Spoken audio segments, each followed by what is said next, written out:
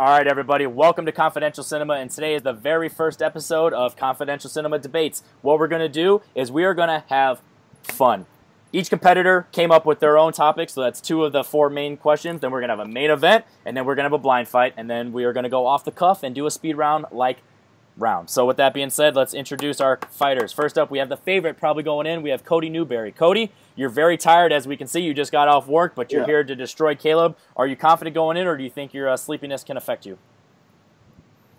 It may have an effect, but the good thing is Kaleb has terrible choices in movies normally, and so it should be pretty easy to knock down his choices. There you go. And Kaleb, he just said you have terrible choice in movies. Do you think you can take advantage of his sleepiness, or do you think that you are going to crumble, as we all expect? I think I'm going to put up a good fight. I love debating in form. I'm not going to dip here. Cody's the only person in this league that I think is actually amazing at debating and can beat me. I have full confidence that Cody's winning tonight.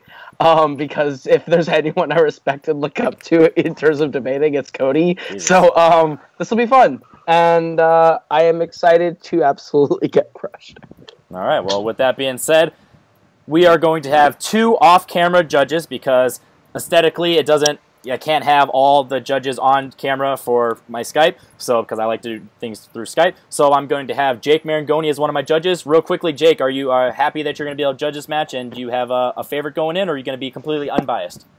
Well, I like both these guys equally, so there's going to be no bias. I've never hosted a debating match before, so I'm worried I'm going to screw it up. But no, I'm going to write notes down, and I'm going to be as unbiased as possible, and I'm just looking forward to an interesting match. That's all we want. And we have James.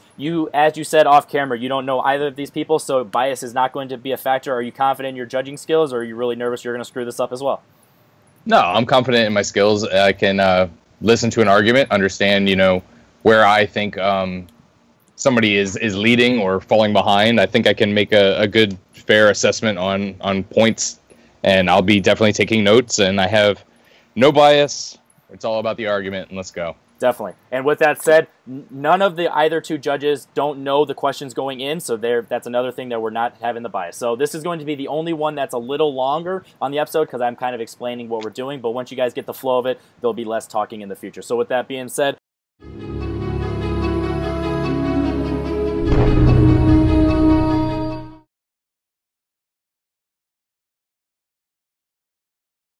first question. This was Cody's question, so he's going to get 30 seconds to start it once he's done yawning. And it is, what is the best Disney song? So, Cody, when you're ready, go first for 30 seconds, and I'll tell you when to stop. I'm going to make this real quick. It's Beauty and the Beast, the title song from the Oscar-nominated movie, not 2017 like Kaleb Kohud likes. I'm talking about the real one, the actual perfection. It's Beauty and the Beast.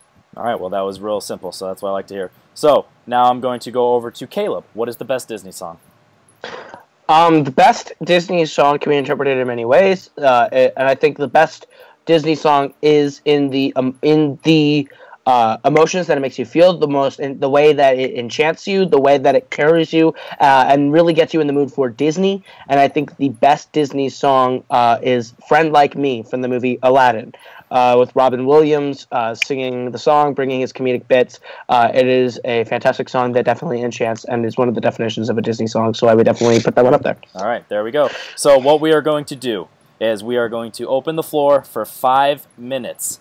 Since we have 3 judges, I'm not as worried about you guys talking over each other, but for the sake of everyone's headphones, try and keep it to a minimum, try and respect each other, but you have 5 minutes.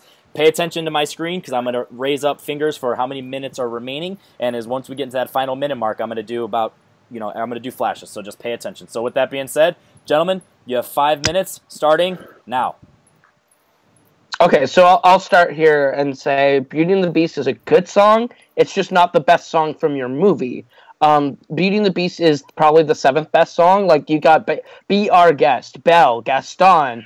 There are so many better songs that you could have picked from Beauty and the Beast, whereas Friend Like Me is the most enchanting, it's the most fun. Robin Williams does a lot of great work as the genie, and it sets up that character and that kind of story and world with Friend Like Me, where he kind of establishes his relationship with Aladdin and establishes what kind of character we're getting with the best character of Aladdin. Yeah, let me shut you up real quick. You say that I picked not the best song in the movie, but you didn't pick the best song from the genie himself. Prince Ali shows way more of his comedic timing through it. There's more pauses and breaks in Friend Like Me. Friend Like Me is literally the quintessential Disney sidekick song. Look at all the other songs through history: Hakuna Matata, Under the Sea.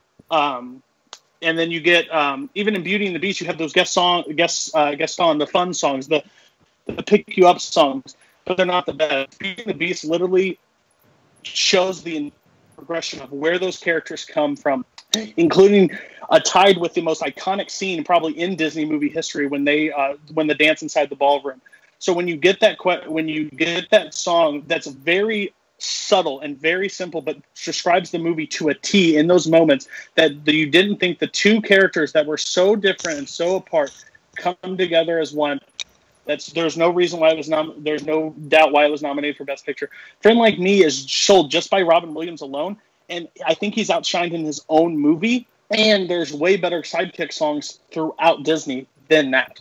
I would completely disagree, because Under the Sea is not great. Hakuna Matata is fun, but it's not better than Friend Like Me. The thing with Friend Like Me, Prince Ali doesn't have the character setup that Friend Like Me does. Prince Ali is fun, but it's not as good as Friend Like Me. Friend Like Me completely introduces you to Genie. It completely introduces you to the dynamic with Aladdin, and it does set up the entire theme to that story, where he kind of sets up the whimsical, okay, anything can happen. Anything can go on from now with the story because I'm here. With Beauty and the Beast, it is a beautiful song. It is played under one of the more iconic scenes, but it's still a song that I will fall asleep listening to because it is too sweet and gentle. And see, I think Beauty and the Beast has outdone itself even more recently with Evermore. Like, there are other songs. We're done. There are other songs. I'm not going to listen. There are other. My whole viewpoint is your best part about Friend Like Me is literally the parts that are not even shared on the soundtrack. Like when he does his Jack Nicholson impression and all those different moments, and like, you're getting your 3 wishes. That's it. Like, you don't even get those moments actually in the song that you get to break down and listen to yourself. You get it in the movie, but if we're talking best overall song, you don't even get his best comedic timings throughout the song. Beauty and the Beast is so simple, and that's what they ruined in the 2017 version, that they tried to make it way too much and combine too many voices when it was just a simplistic Angela Lansbury singing the song about two characters that shouldn't be together in any way, shape, or form. He locked his father in a cage, and literally now they're together as one. Okay, but the dynamic between Beauty and Beast is shown better in a different song. There's something there that wasn't there before. That scene is a lot more integral to setting up the relationship. That's the breaking point. It's a better song, and it's better executed. It shows more of what you're saying and shows it better, and it's not in your song. And the best stuff from Belle and Beast, is not even in that song. 1 minute, fellas. The best stuff from Belle and Beast is not the way better song, because he gets to. Robin Williams is key with his voices and his voice changes. And Friend Like Me is set almost at the exact same tone, besides the actual impersonations that he gets to add. And then why wasn't Prince Ali nominated? Different voices. Why wasn't Prince Ali nominated? A lot of things are nominated. Suicide Squad was nominated. Your point's invalid on that. I don't care what you throw out. 30 seconds, fellas. Friend Like Me. The main viewpoint is Prince Ali takes Robin Williams and bounces through his characters completely and changing his voice and making that big star-studded number. But you wouldn't get that song. You wouldn't get that song or any of those character changes without being introduced to him the way like Friend Like Me does. It completely establishes who the character is differently. No, you would. It completely establishes the character in a better way. He literally shows up. He shows up like a lunatic before he even starts singing. You know how carefree and funny he is. That's a complete false statement, and you know it. Friend Like Me works way better. Time. I can't see Henry at all because my Skype and my internet sucks, so I'm just going with the flow. All right, so what I'm going to do is I'm going to each give you the same question in your final statement, so we're on track and we're not just repeating ourselves. What I want for both of you is, if you take your song out of your movie, how does it change the overall tone and dynamic of your movie? Cody, this is yours. I'll let you decide to go first or second. I'll go second. Okay. Kaleb, start it off.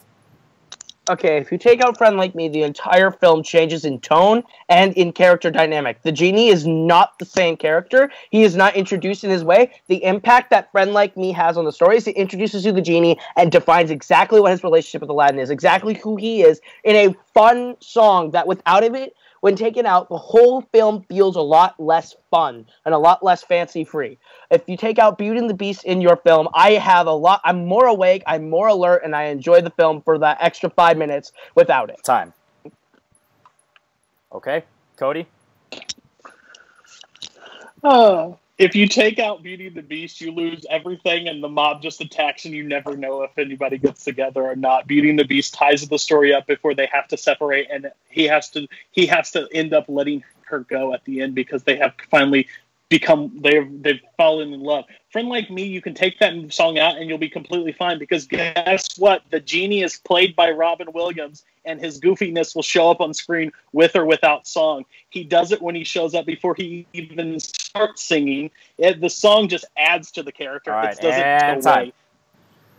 All right, gentlemen, this was our very first debate in Confidential Cinema Debates, and that was a lot of fun. And with that said, I want to go ahead to my side judges and start off with them to let them shake off their feathers. So first up, Jake, give me a quick rundown of your thoughts of the debate, and then tell us who you think got the point. So I think personally, I thought it was pretty 50-50 for the most part throughout the entire match. I mean, Kaleb mentioned that Robin Williams is a great singer, establishes the dynamic relationship, and that really got me into A Friend Like Me. And then Cody mentioned that there are better sidekick songs with Friend Like Me, and that it was nominated for an Oscar. And when you think of Beauty and the Beast, you do think of that iconic scene with them dancing in the ballroom. But it was their ending statements that really made me realize that, Kaleb mentioned that it changes the tone without the song, but Cody mentioned that if you take away the Beauty and the Beast song, it completely takes away everything, because that's what that film was building up towards. If you take away Kaleb, if you take away Friend Like Me, the Aladdin still feels like Aladdin. So the slight edge, I'm giving it to Cody. All right, and James, give us a quick rundown of your thought of the round and who you're picking. Okay, Cody had a lot of great points about Beauty and the Beast. It's an iconic scene. It is a movie that not only Kaleb came fighting. I didn't expect some of those points. But you had some great points there. That's something there that wasn't there before, I believe, is a better song in that moment. But Beauty and the Beast, the song, sung by Angela Lansbury, with that dancing and that iconic ballroom scene, I got to give it to Cody. All right. So, James... No, he totally should have won. You should get this. James' very first explanation of why. Let's trim it down for the future. But yes, I appreciate everything that you said, and I do agree with Jake. It was very close. It was 50-50 until the final closing statements, and then Cody just edged it out for me. So as well. So that would have been a three-way sweep there. But it was a lot closer than anybody probably would have thought going in. Right. Let's be completely honest. I lost as soon as debate. I completely lost as soon as you asked the question. Take it out. What do you lose? I'm like, God dang it. That's why that was my closing, because that's important. All right. And I apologize for being long-winded. I'm a Disney fan, so I had to go a little longer. It's all right. I'll just cut you off for the future, and just don't be offended if it doesn't make the cut in the final cut. All right. And our second question from Kaleb, he chose, what is the best Coens Brothers movie? So, Kaleb, for your 30-second opening, or up to 30 seconds, let's hear it. All right, so the Coen brothers made they're fantastic directors. Let's start with that. They absolutely know how to make a film. They're from Minnesota, so I vibe with them a lot. And they made one of my favorite movies of all time, and one of the best films of all time in the year 2007, which was No Country for Old Men. The film is a modern noir. It's a great Western. It takes so many great pieces of genres and tells such a thrilling story all the way through. And even the Academy appreciated it because it was nominated for 8 different awards, and it won 4 of them, including Best Picture and Best Director and Best Director for Javier Bardem. All right. Jumping over to Cody. What is your choice for Best Coen Brothers movie?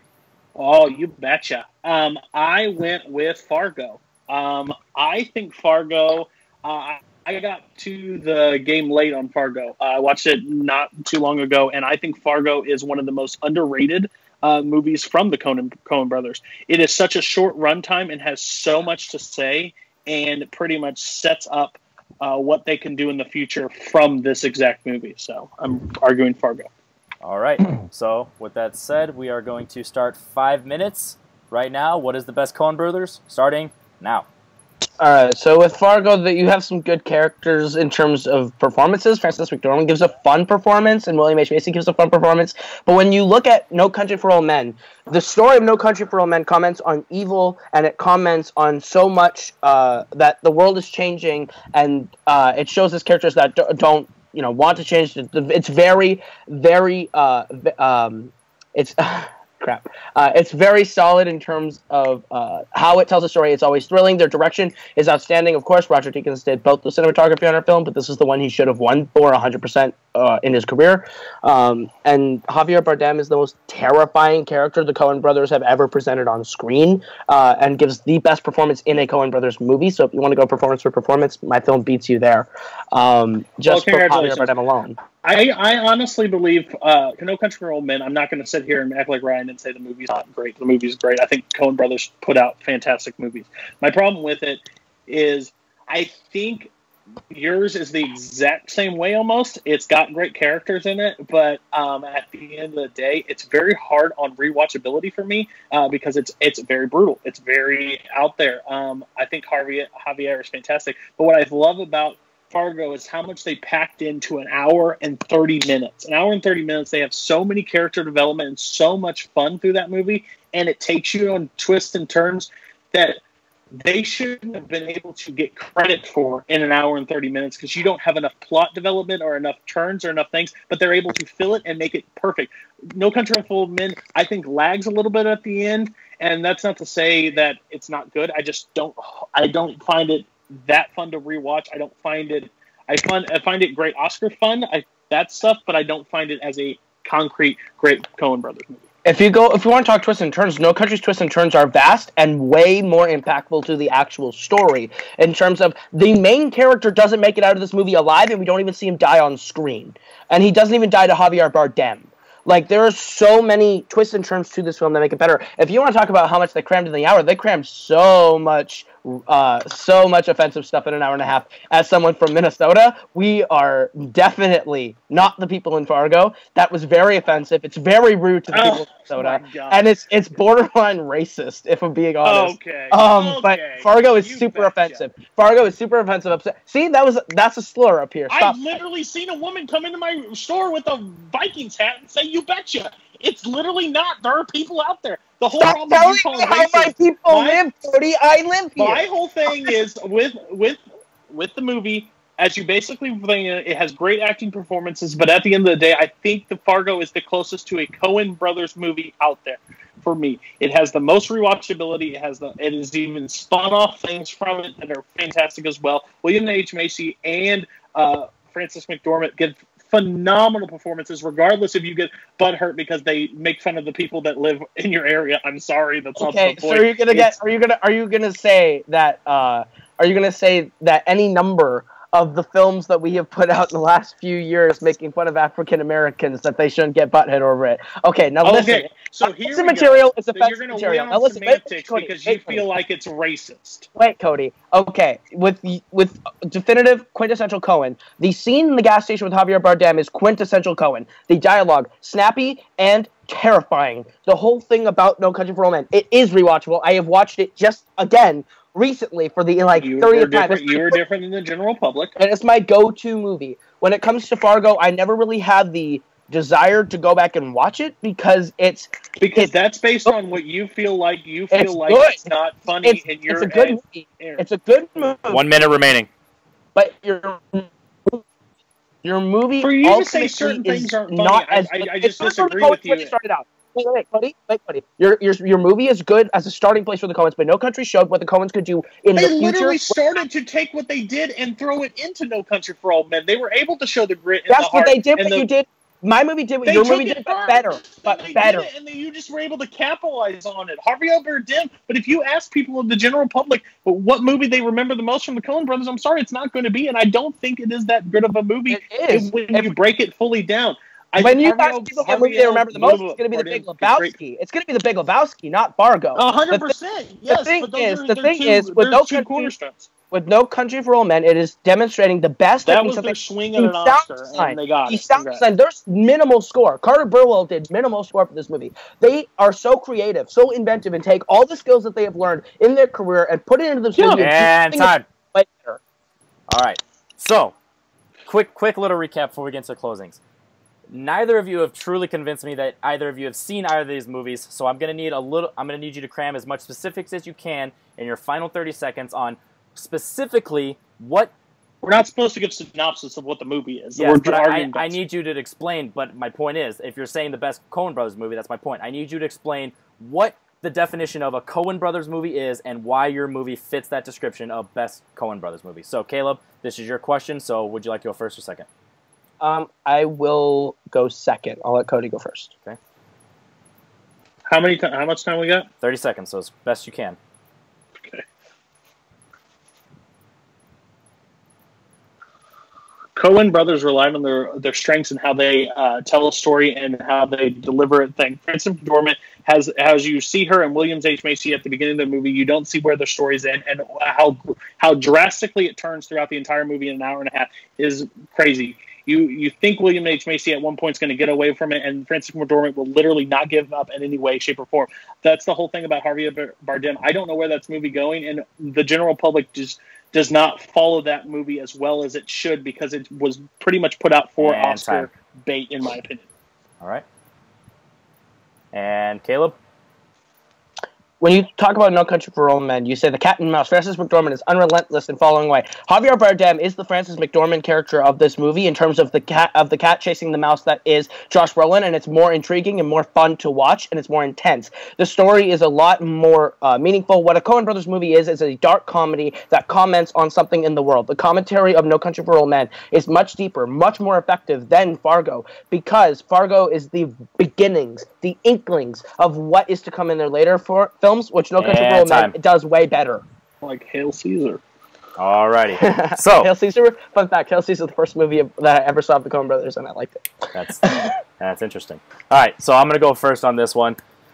I don't know if this is obviously a personal opinion, but I don't think either of you really hit what a Coen Brothers movie is. So I don't think your arguments defending your movie goes for best Coen Brothers movie. So I guess the best thing I could hear from is what was the best movie, because I don't think either of you really linked Coen Brothers here. And I'm going Caleb with this one kind of by a landslide. I feel like he was able to explain why his movie was a better movie and why he was able to knock Fargo a lot more. I really didn't get best Coen Brothers movie from either of you, but I mean, it is what it is. Beggars can't be choosers. So I'm going to go with James first on this one. Hopefully it doesn't take as long as last time.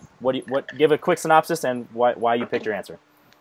Quick things. I disagree with you on one point, and that is I don't think it needs to be a Coen Brothers movie semantically. It's the best movie that the Coen Brothers made, and Caleb absolutely destroyed it. The cinematography, Javier Bardem's relentlessness, totally rewatchable. I completely agree. I think he had all the points there and really just destroyed Cody in this round. All right, so real quick, Caleb's going to get that point. Jake, would you agree with us or would you disagree?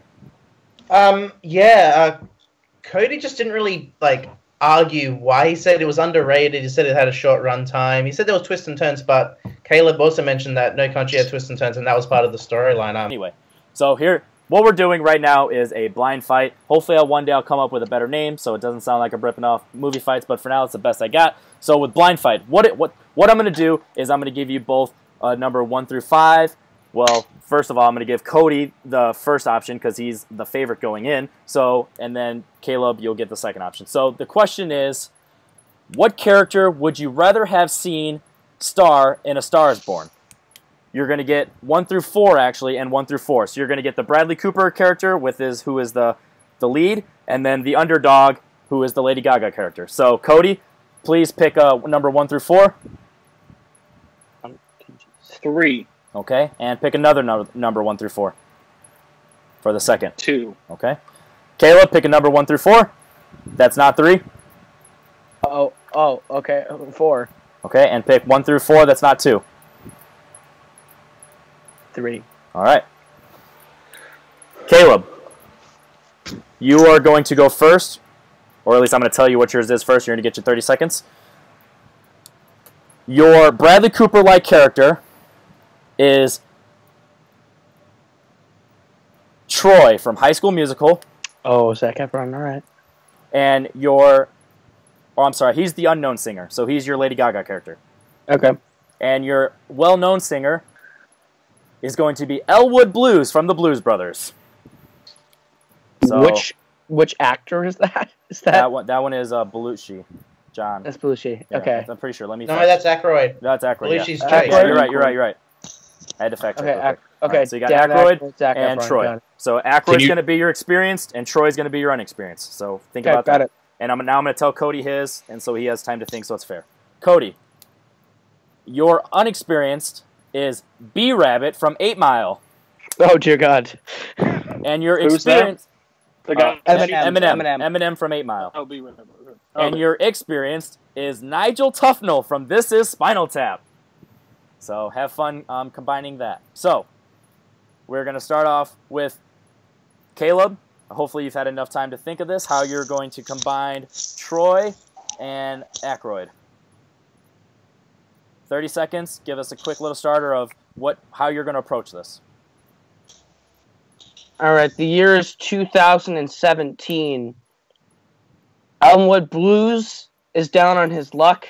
It's been 17 years since the events of Blues Brothers 2000. He hasn't had a really good hit in the eyes of the public. Blues is kind of dead, and he's in this open mic night at a coffee shop, and he sees this young guy named Troy Bolton. He goes up. He's got the pipes. He used to do musical theater. He was the star basketball player in Albuquerque. All right, and Cody. I didn't even get to finish my pitch. Crap. Yeah. Who do I have? You have Eminem from 8 Mile. He's the under, right? Yeah. And you have Okay. Nigel I've never Tufnell seen from that. This Is Spinal Tap. I've never seen that movie, so this will be fun. Well, let me give you a quick so you can at least visualize what he looks like, just to be fair. He's from Kiss. Basically, it's Van Halen and That's Kiss. Christopher mixed into one Guest's character. Christopher Guest. So if you know Christopher Guest, or Spinal Tap's about rock, so I will give you that. So have fun with that. So is this a pitch or just who's going to be in Star is Born? That's my question. It's a combination. What's going to be who would you? Let me repeat the question. What characters would you have rather seen in A Star Is Born? Okay. So if you did a 6th remake or 5th remake, if you did another remake, this is your remake. This is what you're pitching, and you can pitch it whatever year, however. So to be quick. Okay. 30 seconds, a little quick opener to get an idea of your tone and what you're setting up. When you're ready. Okay. All right. Eminem is down on his luck, or B-Rabbit is down on his luck after he's sucked so bad on stage at rapping. He's not that great of a rapper. He's realized that with even diss tracks that came out and destroyed him. So he's switching up his game and going into a rock level aspect. And him and Nigel are going to change up the game with rap and rock and bring it to the public. Yeah. Cool. All right, I like it. That's why this is going to be fun. All right. quick basis of what I want to hear from this. 3 things. What is their chemistry and dynamic going to be like together? Whether it's positive, negative, clashing, however you want it, explain it. What is going to be the genre of music used in this? And what is the time period in which? Where Kaleb already said that, but for Cody, so at least you know. So you're setting up your entire movie. All right? 5 minutes when you guys are ready. All right, if it's all right, I'm going to start and finish off my pitch here. So Aykroyd's in the coffee shop. He hears this guy's voice, and he's very taken back. He's like, this guy was a basketball player, and he can sing like this. Theater background, sure. So he approaches him afterwards. He's like, you got a good voice, kid, but you got to change up your look. You're kind of vanilla bread in terms of how you present yourself on stage. And so he takes him off stage because he sees something in him. He sees the Belushi character, the spark from the Belushi character's eyes in him. And he says, I can make you a great performer. And the two of them work in a father-son dynamic to bring the Blues Brothers back, and they perform again. They reinvigorate a genre that has long since been forgotten to the wisps of rap music and Lil Yachty, and they come back and they bring back one of the more popular genres that has been long since dormant, and they have this beautiful father-son dynamic as Troy Bolton figures out what the real world's like in the world of music and everything like that. So Eminem, this is after Machine Gun Kelly's diss track. So pretty much B-Rabbit is Eminem in his real life. But yeah, this is going to be basically a clashing style of after Machine Gun Kelly's rip or whatever, he can get himself his edge, and he's taken on the mentor of Nigel, and Nigel wants to help him and get him, but he's met with adversity at every step of the way, fighting on stage, storming off, not being around each other until they grow together and learn that they can actually learn stuff from each other and able to put out the best show possible with each other. I think your Troy Bolton has just killed the Blues Brothers, and that sounds like the worst thing ever. I do not want to hear them sing "We're All in This Together." I don't want to see. I never said they were. Hold on. They're going to. You got to go with the hits when you're a singer, and you're going to revisit that. Everybody's going to walk out of the arena. I don't want a too real commentary on one of my favorite rappers' careers. Okay, I don't need to see Eminem play a loser. He's a loser right now in the rap game. I need him to be a triumphant hero. And I don't want to hear rapping together. I don't want to hear rapping. It sounds what this generation needs. What your main problem is, you're putting a man in basketball shorts up on there to rock with the Blues Brothers and sing Soul Man in a high-pitched girly voice, which I am completely you're ashamed. Voice is and the Illinois Nazis will be after you. This is a damn shame to the Blues Brothers, and you know it. Listen to me. Freaking Dan Aykroyd sitting at a bar and hears Troy Bolton singing bad karaoke and says, Eminem can't even do rock music. This isn't going to work. This isn't... Joe Belushi, I'm going to get you to join the band, jackass. You have made the stupidest argument possible. He can't. If you realize... My film is so much better. He's so balls deep with that freaking woman that he's singing with. He's not gonna leave on the road. Freaking Aretha Franklin would punch him in the face if he walked into the bar. That's terrible. Ray Charles would respect him. You're a jackass. You make no sense. The main thing is, this day and age, rocking and rapping at the same time is something what people like. I don't, but they will. And I think if you put Eminem out on stage to have a rocking show, I think you have a better shot. Not freaking Troy Bolton in basketball shorts singing with the Blues Brothers talking about Soul Man. Kiss my ass. Try and sing rock vocals with a 95-year-old. I don't want to see. People do it all the time, you jackass. Dude, I don't need to see this is Spinal Tap remix. I love the idea of a father-son dynamic that merges two franchises that could use a boost. I don't need to see an 8 Mile sequel, and I don't need to see this is Spinal Tap sequel. There's no dynamic. Rap and rock don't belong together. 1 minute remaining. Eminem is not an actor. You're a dumbass. You said 17 years. Blues Brothers is set in 2000s.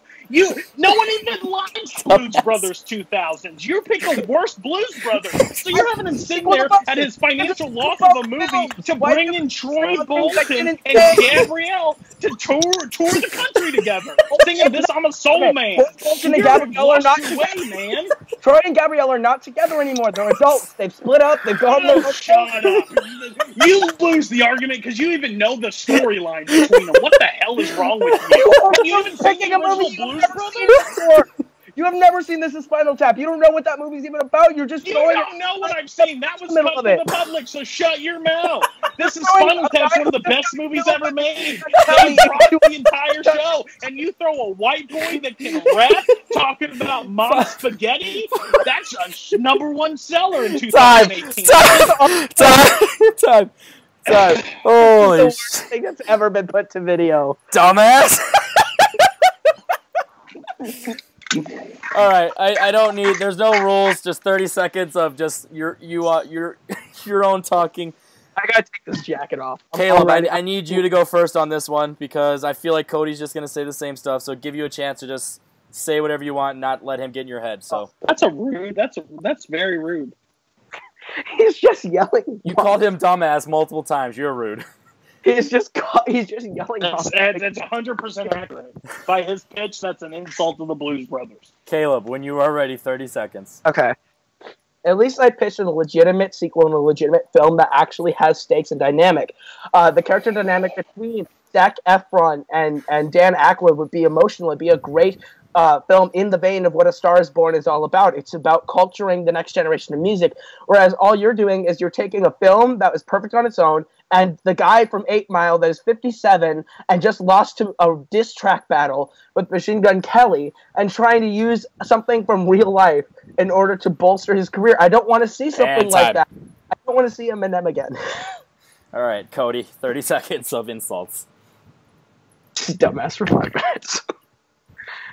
I think you lose all the tone of Blues Brothers if you throw that in together, where he sits on a bar and realizes that somebody can replace his friend. His friend's gone. He should just ride off in the sunset. It doesn't make an intriguing story. This is Spinal Tap, is where Eminem has fallen from the bottom of the barrel, where he's not really relevant anymore. He's getting outshined. That somebody can come alongside him and teach him, like, hey, it's okay to fall. We'll show you how to pick back up. And the battle between each other would be so, lightning in a bottle at that point, where he can actually transcend and be better.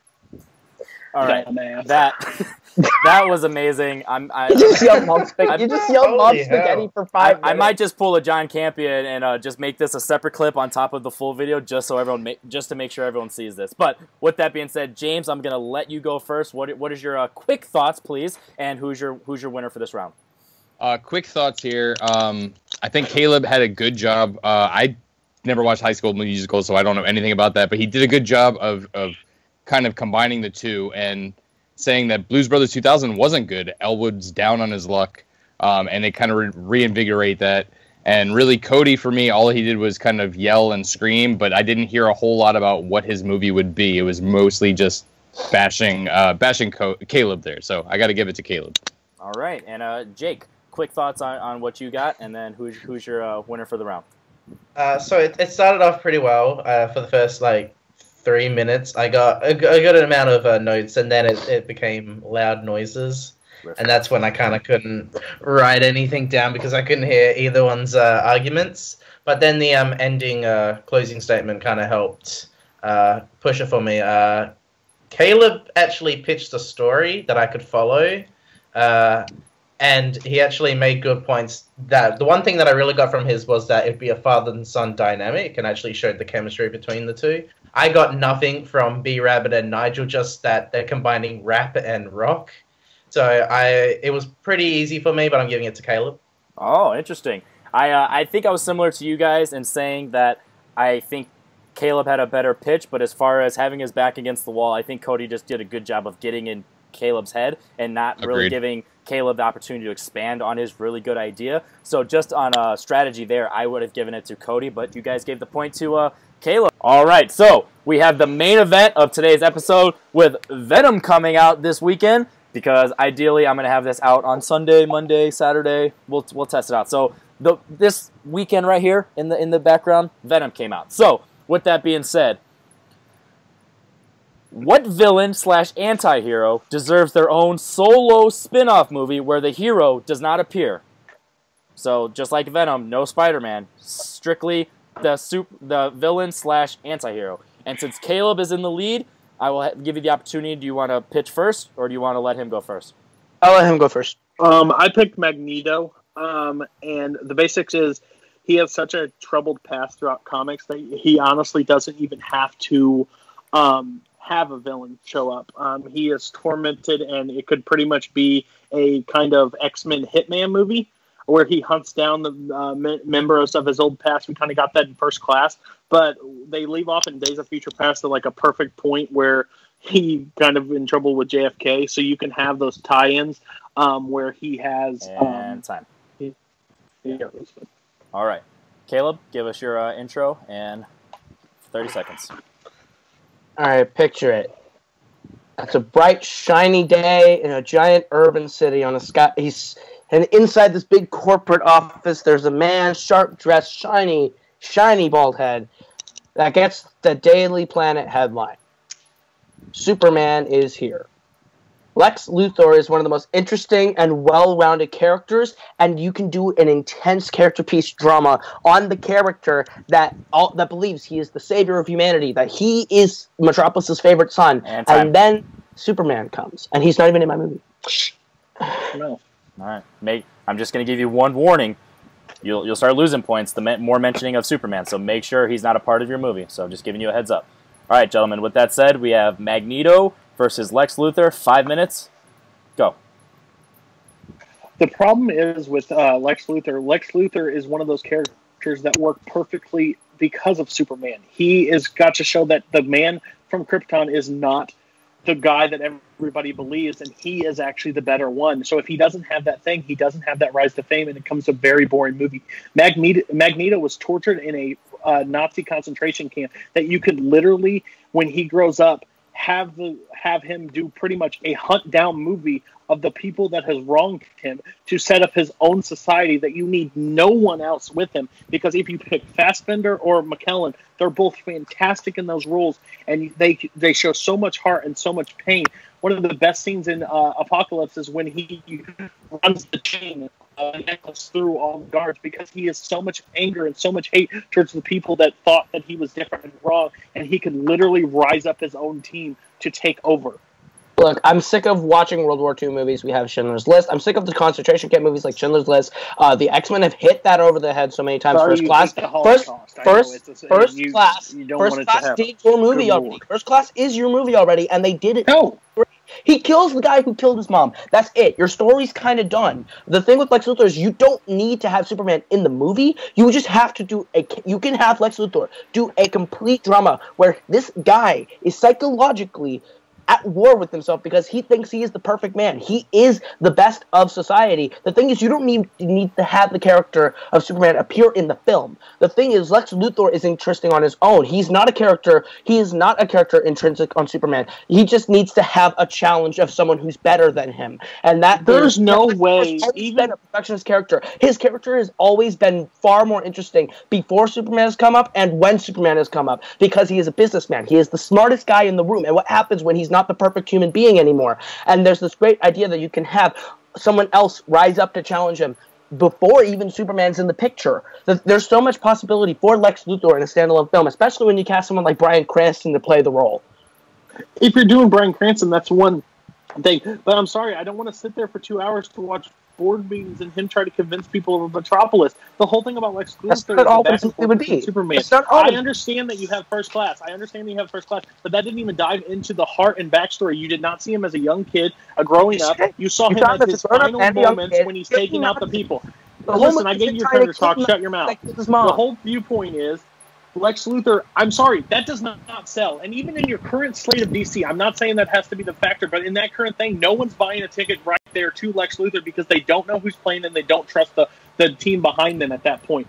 And Jesse Eisenberg did such a disservice to Lex Luthor at this point. I don't know if you can redeem him and put him back in the public. The one problem you absolutely could. No one's had a problem with any of the Magnetos. Magneto is one of the most interesting characters, and if they didn't shit that Wolverine, we would have already got the origin story of Magneto, because Magneto is one of the most complex characters. And I'm sorry that you don't like World War II movies, but they're the most complex times in movies. That's why Wonder Woman overdone and works boring so and bloated. perfectly. They're so overdone, boring, and bloated. Magneto is a character that I They're never not see boring again. and He's bloated. got. That's just he's your got 17 viewpoint on the movies genre. him They already. sell so We've well got- in cinemas.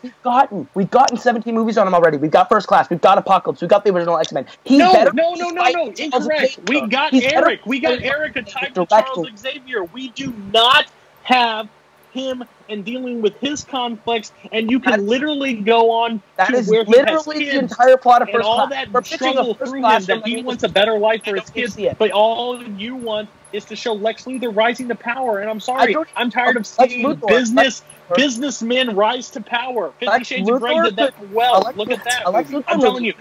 A Lex Luthor movie done correctly with the 1 minute remaining. Preston in it could be the most interesting, probably the first superhero movie to win Best Picture. It is a film that could be you literally just say on a man.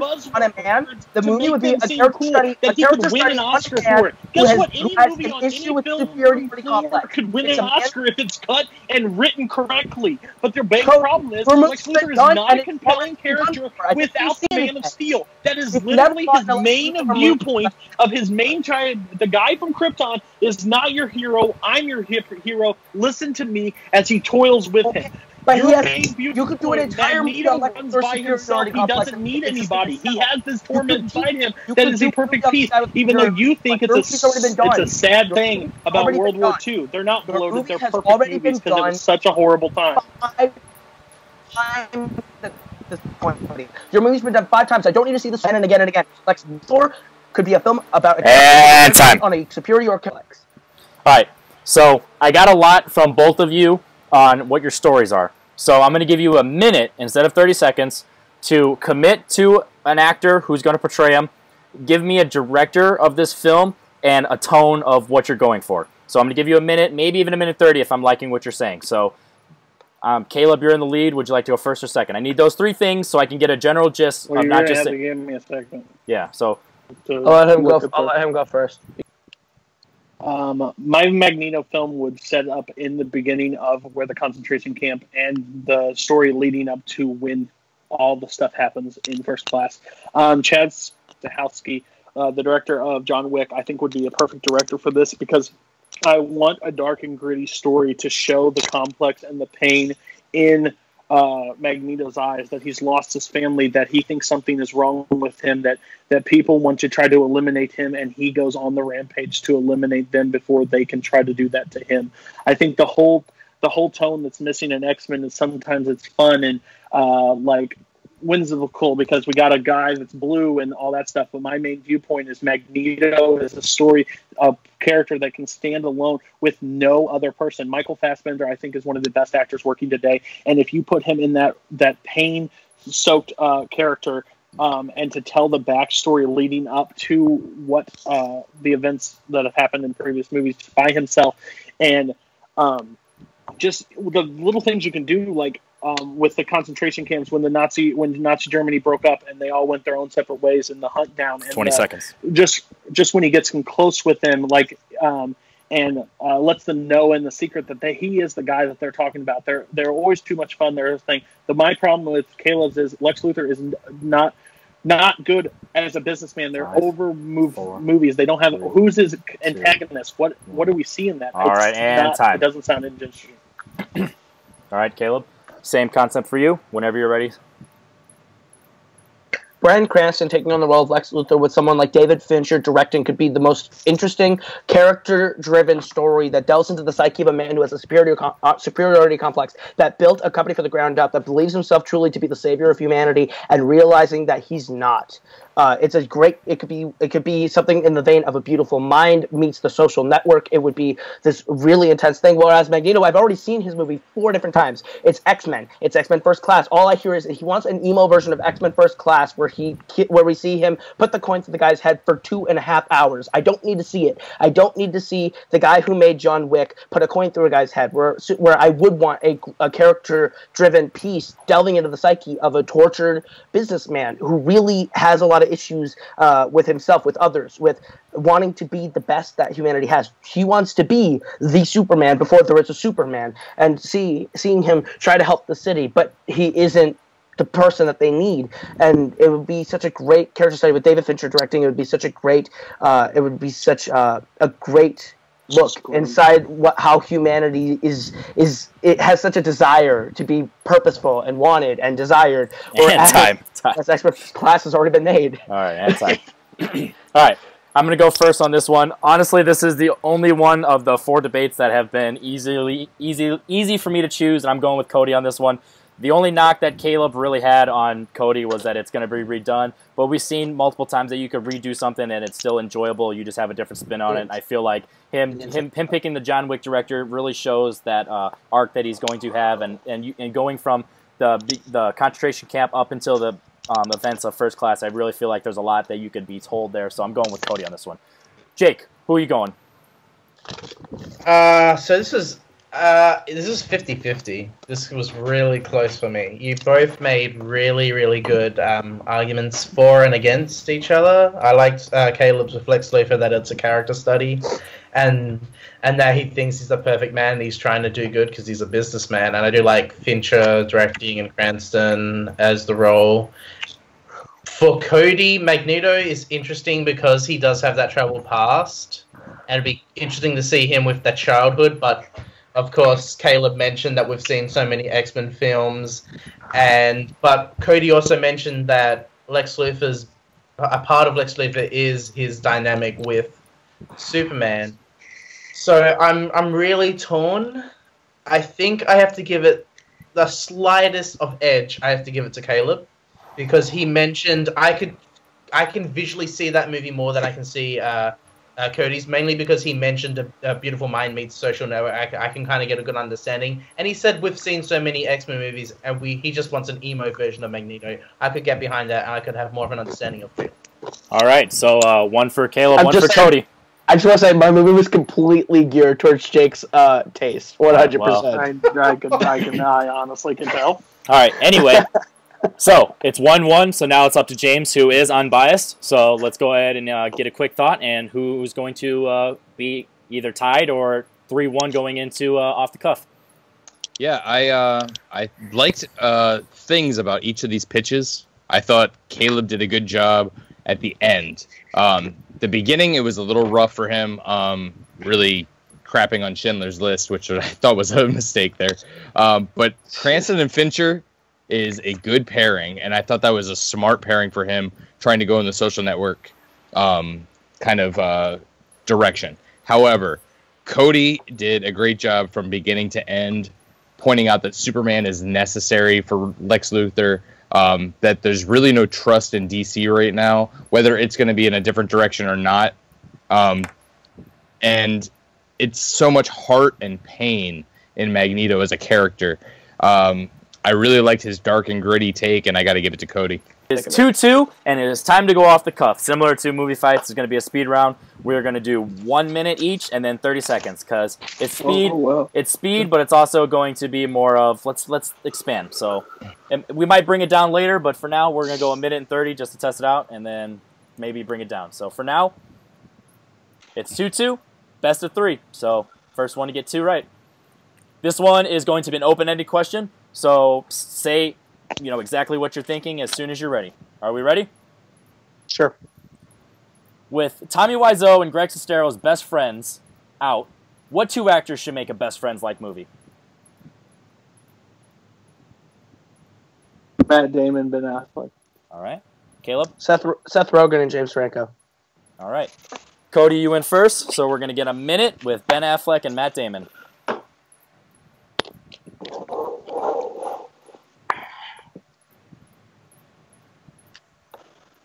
Matt Damon and Ben Affleck have seen other movies together, but they've never really had the chemistry of just like a buddy comedy. Guess what? Seth Rogen and James Franco, that's all they do.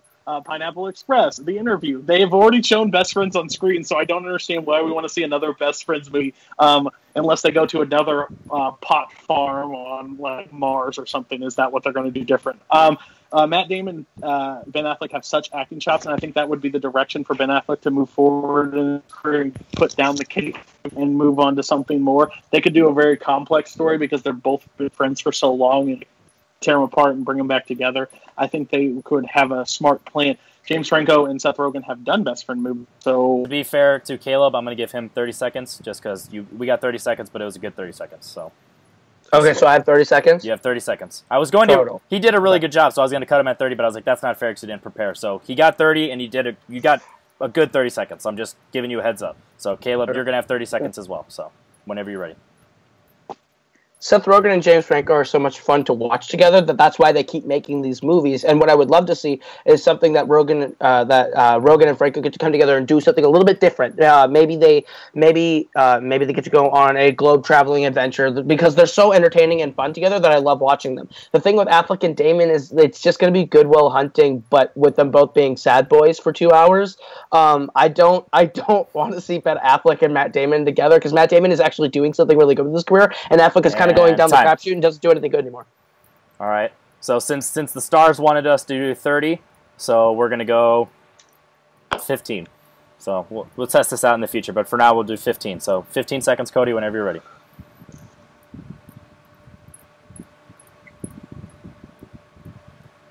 to assume Matt Damon and Ben Affleck would only do Good Will Hunting is just a lack of knowledge on their performance. James Franco and Seth Rogen do the exact same roles in every movie, and they've already done a best friend comedy. So basically, you're just saying the interview goes on the road. Matt Damon then could have a complex story, a heart story about breaking apart, coming back together, decisions in Hollywood. So, all right.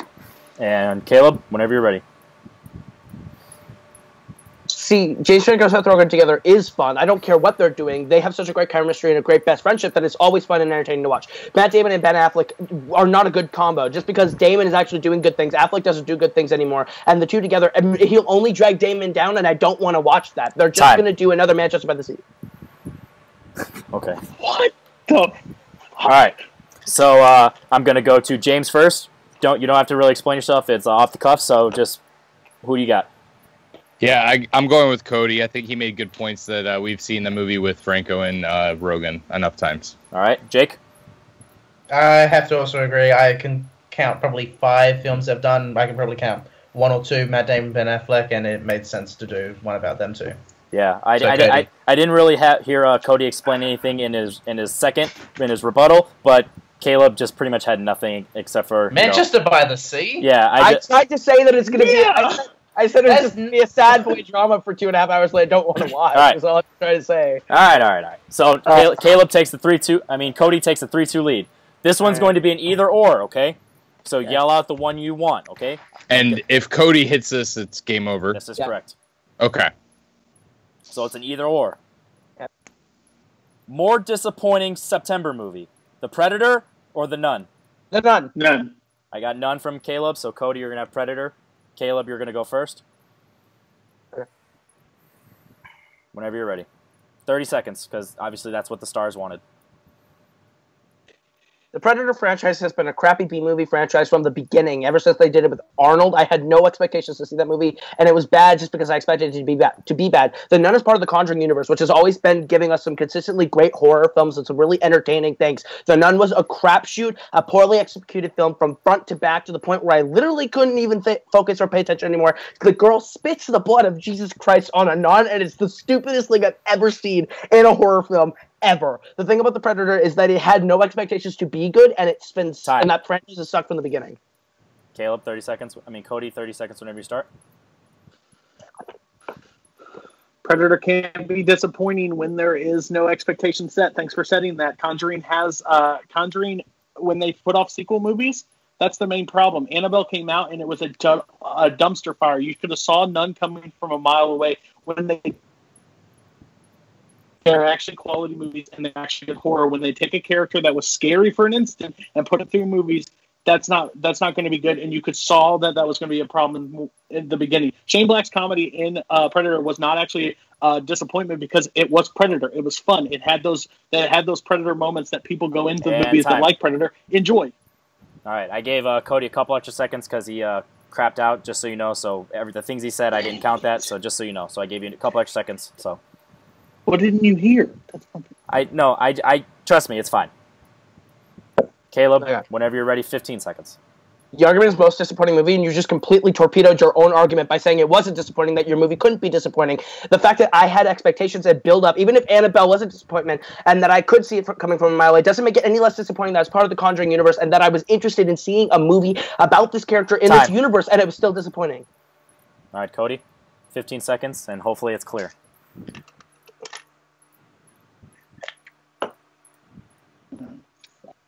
I think I misheard the question. That's the problem. Okay.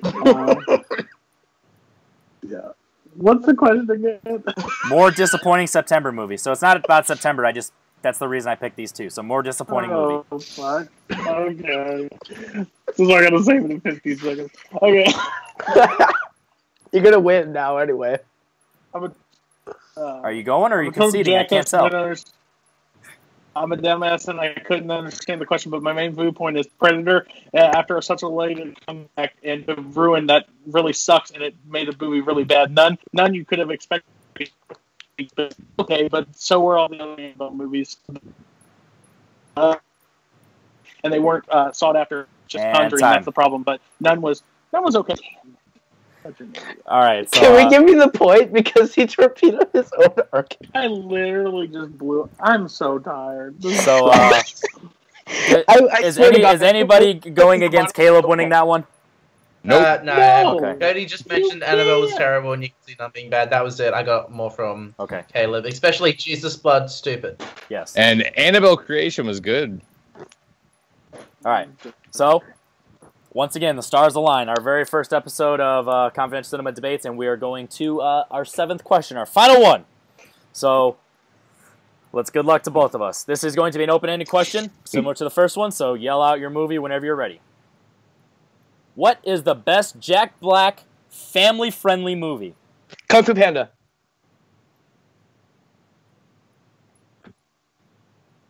Did you get mine? No. Oh, damn it. School of Rock. Okay.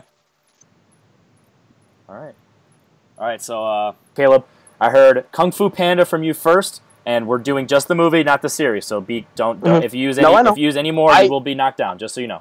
Yeah, I'm not going to use any more than the first one. All right, and when you're ready, 30 seconds. Kung Fu Panda is a more family-friendly film than School of Rock. School of Rock has a few more adult things in it that I don't necessarily want to sit down and share with my kid. My kid can watch and enjoy the fun animals, the funny voices, the fun action sequences in Kung Fu Panda. It's something that I can enjoy as well as the parent or as the brother that's showing it to them, because there is the fun moments and the good characters that are drawn out, like Jack Black as Poe and Dustin Hoffman as Shifu and Tai Lung, played by Ian McShane. It's a great cast all the way around. You have Jackie Chan, Angelina Jolie, Lucy Liu, David Crane, and Crane. Time. Great. All right, Cody, whenever you're ready, 30 seconds.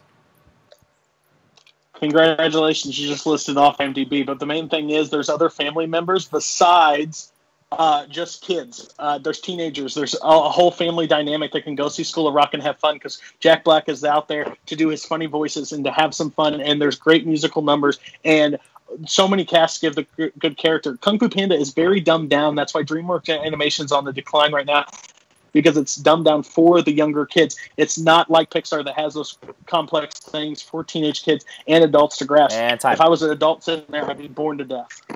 All right, Kaleb. Final 15 seconds. All or nothing. Leave it all on the field, kid. Kung Fu Panda is way more kid-friendly for everyone in the family. The adults can enjoy the heartwarming story about someone finding their place in the world, while there's great characters and great action for the kids to watch. School of Rock, my younger kids are going to be way more bored, because it's really watch except a guy being depressed because of the band anymore, and it's just not good. All right, Cody. Film, and the best family film has to include the entire family. School of Rock has those complex moments, but also those fun elements that the little kids could actually enjoy and the teenagers could enjoy. Kung Fu Panda is pretty colors and a fat panda saying "cuckoo, woo woo." That's just dumbed down for kids. It's not not what the whole family could like. Alrighty, our very first episode of Confidential Cinema Debates is over. I am going to start with my guest on this one, because if it's a split, then I get the final decision, and if it's not, then I appreciate them taking their time out. So, first up, James, give us a quick 1 or 2 sentence thought on that final debate, and then tell us who you're going to give the point to. I tell you, that last one was really close for me. I think Kaleb started off a little rocky, whereas Cody started off strong, ended strong. I'm going with Cody. Alrighty. Jake, give us a 1 or 2 sentence thought on that debate and who you're going to give the point to. Yeah, it was very close. I liked Kaleb saying that it had fun action sequences and that it's more family friendly, but Cody kind of counteracted that point by saying that the entire family, not just the kids, could watch School of Rock.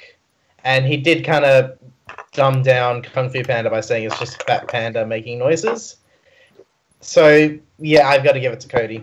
And as well as for me, no one heard my points. Yes, I am definitely going to give it to Cody as well. And he is going to be our very first winner in Confidential Cinema Debates. He is super tired. He was a little upset in the beginning, but I think he kind of got a feel for the overall concept we're going here. Real quick, Cody, give us some quick thoughts on your, how we went about it. Is it, you think it's something that's going to work, or you think it's something that needs to be tweaked and is something that you're going to want to return to? Okay, love the concept. Think it's a fantastic idea. I played debates different fight. He was going to win Coen Brothers regardless going in, I think. So I put the strengths on the other stuff and tried to win.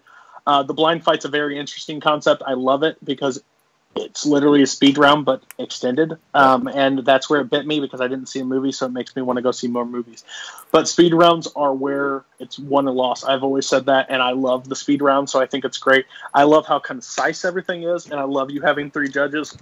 It makes it perfect, and I think that we're all, like, in this community that we're, like, this club. It's, like, that we're getting to know each other better, and, like, it's like 3 buddies at the bar getting pissed off at each other because you picked the wrong fucking choice. And I absolutely love seeing Kaleb pissed off because he lost to Kung Fu Panda, because that's fantastic. Well, I appreciate all the nice words, and that means a lot, because going into this, I kind of had a bad feeling that you were going to hate this, and now I feel like you turned the tide, so I appreciate that. Oh, and I'm ready for whoever's next. Give me fucking Ryan tonight. I'll take it. All right, and Kaleb, give us a quick thought on you. You are 0-1, but I feel like you were confident, kind of thinking you were going to get blown out, and you lost by 1 point to Cody, so give us a quick thought. I just played the Robert Parker of debate. I've always said Cody Newberry is the best debater in this league. He is the hands down best debater that we have, and Cody killed it. I'm not mad that I lost to Cody at all. He deserved it. I should have said Jumanji, Welcome to the Jungle instead of Kung Fu Panda. Pissed at myself. But I thought family friendly went with the first thing. I love the blind fight mainly because I won it. That's a good reason, I guess. But I love that we get to pick our own arguments. I mean, I have the same debate strategy as Cody. I didn't focus on Disney because I knew he was going to win it. I didn't focus on Coen Brothers because I knew I was probably going to take it. I fought way harder on Lex Luthor versus and that's sad because you lost Magneto, and I'm a little upset that I lost that. The Coen Brothers is definitely evidence of that. I think the speed round. Is always fun. It's make and break. Me and Cody have the same ideology on debate and everything. And that's why I was going to try a minute. It didn't work, so I was like, all right, 30 seconds. We're just going to be cliche and not be original on that. 30 seconds, 15, no big deal. So don't add us. So with that being said, I thank you guys very much for coming out. Thank you to my lovely judges off camera because they're so lovely. We're not going to show their faces. Jake Marangoni and James, I forgot your last name, but you're still great no matter what. You want to give us a reminder? James White. So with that said, like the running back. Yes. James White, like the running back, and he got 13 points against me on non-PPR, and I was really pissed. All right, with that said, Cody, anything you want to plug? Take 3. I do the watch-alongs. We're watching Spider-Man next week, Wednesday, so the first Spider-Man, so that's going to be fun. Which will also follow by Spider-Man 2 in the coming weeks. Just to revisit that, I think that Thursday I am on Late Night with Take 3, which is pretty much a debate. It ends up in a debate, so that's why speed rounds have become my thing. And then you can find me sometimes on Raycom on Take 3 with Malcolm. I just play the grumpy old man in the corner that thinks everybody's decision is wrong. And you can find me here on Confidential Cinema Club, or however you put it. And the trivia, where I just had a match against Henry, which was really fun. And on this debate channel, because because this is super fun. I'm excited to get back in there. And if Kaleb is wrong, Henry is the best debater. So that's, and I hope he doesn't enter this at all. I hope he doesn't enter this. I don't know if you're just pandering or if you're being serious, but no, it's a fact. I've literally panned some of my arguments, like styles, because I've watched your movie Battleground matches. Well, that means a lot, and that makes me feel confident in running this. So, with that being said, Kaleb, go ahead and throw out some plugs. You can find me on YouTube at Kaleb Coho, where I do music, Coho Productions, where I do film, on Twitter and Instagram at Kaleb Coho.